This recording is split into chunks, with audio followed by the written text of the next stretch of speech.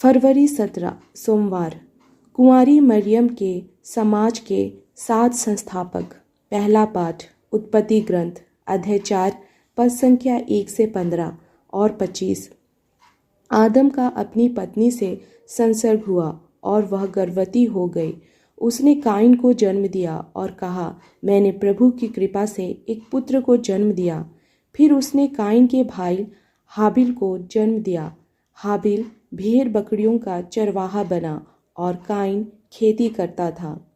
कुछ समय बाद काइन ने भूमि की उपज का कुछ अंश प्रभु को अर्पित किया।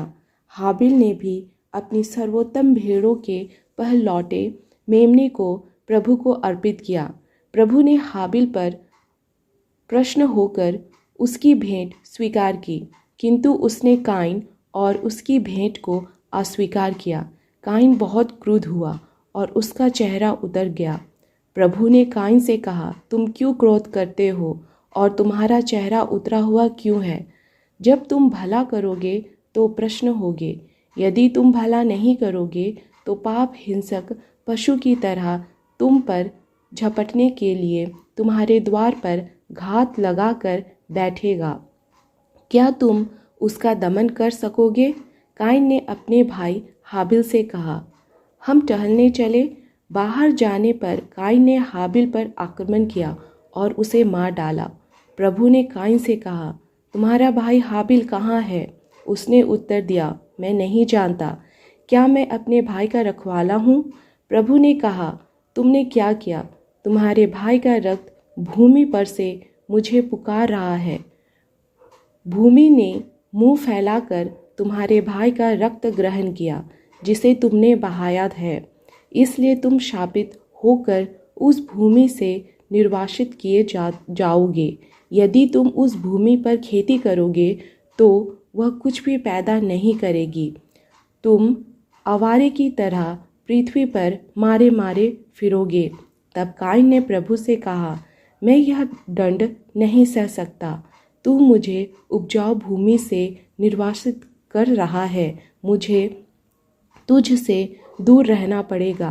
मैं आवारे की तरह भूमि पर मारा मारा फिरूंगा और भेंट होने पर कोई भी मेरा वध कर दे सकता है। इस पर प्रभु ने उसे यह उत्तर दिया, नहीं, जो काइन का वध करेगा उससे इसका 7 गुना बदला लिया जाएगा। कहीं ऐसा ना हो कि काइन से भेंट होने पर कोई उसका वध करे। इसलिए प्रभु ने काइन पर एक चिन्ह अंकित किया। आदम का अपनी पत्नी से फिर संसर्ग हुआ। उसने पुत्र प्रसव किया और उसका नाम सेत रखा। उसने कहा, काइन ने हाबिल का वध किया, इसलिए प्रभु ने उसके बदले में मुझे एक अन्य पुत्र प्रदान किया। प्रभु की वाणी। सुसमाचार संत मार्कुस के अनुसार पवित्र सुसमाचार अध्याय 8 पद संख्या 11 से 13। फरीसी आकर यीशु से विवाद करने लगे। उनकी परीक्षा लेने के लिए वे स्वर्ग की ओर का कोई चिन्ह मांगते थे। यीशु ने गहरी आह भरकर कहा, यह पीढ़ी चिन्ह क्यों मांगती है?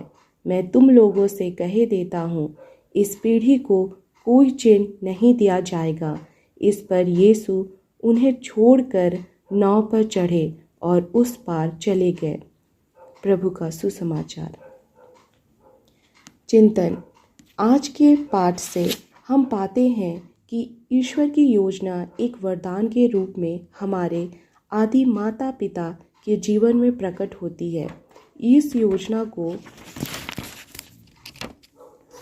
दोनों ही एक वरदान के रूप में स्वीकार करते हैं और अपने संतानों को पाते हैं। ईश्वर की कृपा और योजना के अनुसार पहला बेटा एक किसान बना जो खेत में फसल उगाने का काम करता है।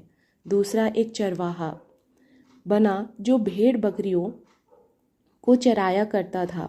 दोनों ही ईश्वर की योजना को स्वीकार कर बड़े बखूबी से अपनी जिम्मेदारियों को निभाते हैं। कुछ समय बाद दोनों भाई अपनी कमाई का पहली भेंट ईश्वर को चढ़ाते हैं।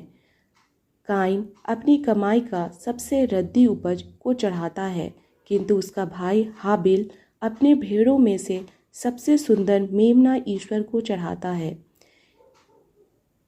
ईश्वर हाबिल के चढ़ावे से अति प्रसन्न हुआ और उसकी भेंट को स्वीकार किया, लेकिन काइन द्वारा चढ़ाया गया भेंट को ईश्वर स्वीकार नहीं किया। कारण यह है कि काइन अपनी ईमानदारी पर कंजूसाई की और ईश्वर को खुश करने में चूक गया।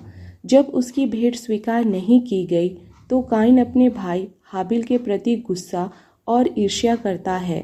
बदला चुकाने हेतु वह अपने भाई को बहला फुसला कर खेत की ओर ले गया और मौका पाते ही उसे जान से मार डालता है।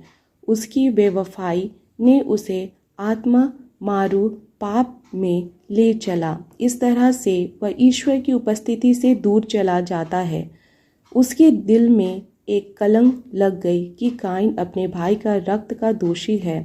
अंततः काइन अपने बुरे कार्य के द्वारा उस उपजाऊ भूमि से निष्कासित किया गया। इस पवित्र समय में ईश्वर हम प्रत्येक जन को यह निमंत्रण दे रहे हैं कि हम ईमानदारी व उदार बने। हम जितना अधिक ईश्वर को देंगे उससे 2 गुना अधिक वे हमें प्रदान करेंगे। ईश्वर हमारा सृष्टिकर्ता, ईश्वर द्वारा सृष्ट सभी चीज़ों में उसका प्रेम विद्यमान है। हमें गर्व होना चाहिए कि हम कितना सौभाग्यशाली हैं कि ईश्वर ने हमें सब कुछ को एक उपहार स्वरूप हमारे जीवन के लिए दे दिया है। तो आइए हम ईमानदार बने और यीशु के राह में चले और मुक्ति प्राप्त करें। उसी प्रकार सुसमाचार में ईश्वर हमें यह शिक्षा देते हैं कि हमें किसी की परीक्षा नहीं लेनी चाहिए। फरीसी अपने विश्वास के कमी के कारण ईश्वर ईसा की परीक्षा लेते हुए स्वर्ग से चिन्ह मांगते हैं, लेकिन ईसा फरीसियों को साफ साफ जवाब देते हुए कहते हैं कि इस पीढ़ी को कोई चिन्ह नहीं दिया जाएगा।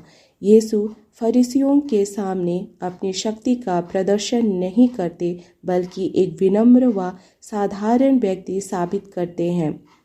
यदि हम अपने जीवन को झांककर देखें तो हम भी फरीसियों से कम नहीं हैं। इसलिए आइए हम अपने कुविचारों या घमंड जैसी बातों को त्याग दें और अपने आप को यीशु के समक्ष लाएं। यीशु के प्यार को जानें और गरीबों तथा कमज़ोर लोगों की सेवा कार्य करने के लिए हमेशा तत्पर रहें।